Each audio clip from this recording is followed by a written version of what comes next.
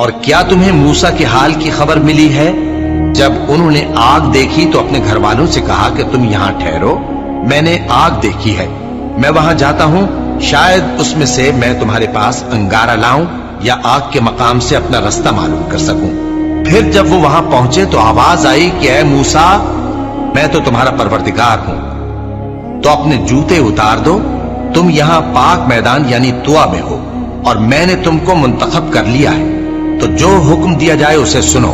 بے شک میں ہی اللہ ہوں، میرے سوا کوئی معبود نہیں، تو میری عبادت کیا کرو اور میری یاد کے لیے نماز پڑھا کرو۔ قیامت یقیناً آنے والی ہے، میں چاہتا ہوں کہ اس کے وقت کو پوشیدہ رکھوں تاکہ ہر شخص جو کوشش کرے اس کا بدلہ پائے، تو جو شخص اس پر ایمان نہیں رکھتا اور اپنی خواہش کے پیچھے چلتا ہے، کہیں تم کو اس کے یقین سے روک نہ دے،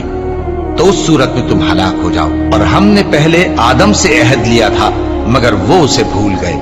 اور ہم نے ان میں ارادے کی پختگی نہ پائی، اور جب ہم نے فرشتوں سے کہا کہ آدم کے آگے سجدہ کرو تو سب سجدے میں گر پڑے مگر ابلیس نے انکار کیا۔ اس پر ہم نے فرمایا کہ آدم، یہ تمہارا اور تمہاری بیوی کا دشمن ہے، تو یہ کہیں تم دونوں کو بہشت سے نہ نکلوا دے، پھر تم تکلیف میں پڑ جاؤ، جہاں تم کو یہ آسائش ہے کہ نہ بھوکے رہو نہ ننگے، اور یہ کہ نہ پیاسے رہو اور نہ دھوپ کھاؤ۔ پھر شیطان نے ان کے دل میں وسوسہ ڈالا اور کہا کہ آدم،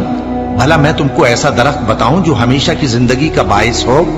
اور ایسی بادشاہت کہ کبھی زائل نہ ہو؟ سو دونوں نے اس درخت کا پھل کھا لیا تو ان پر ان کی شرم گاہیں ظاہر ہو گئیں، اور وہ اپنے اوپر بہشت کے پتے چپکانے لگے، اور آدم نے اپنے پروردگار کے حکم کے خلاف کیا تو وہ اپنے مقصد سے بے راہ ہو گئے۔ پھر ان کے پروردگار نے ان کو نوازا تو ان پر مہربانی سے توجہ فرمائی اور سیدھی راہ بتائی، اور جو میری نصیحت سے منہ پھیرے گا اس کی زندگی تنگ ہو جائے گی، اور قیامت کو ہم اسے اندھا کر کے اٹھائیں گے۔ وہ کہے گا کہ میرے پروردگار، تو نے مجھے اندھا کر کے کیوں اٹھایا؟ میں تو دیکھتا بھالتا تھا۔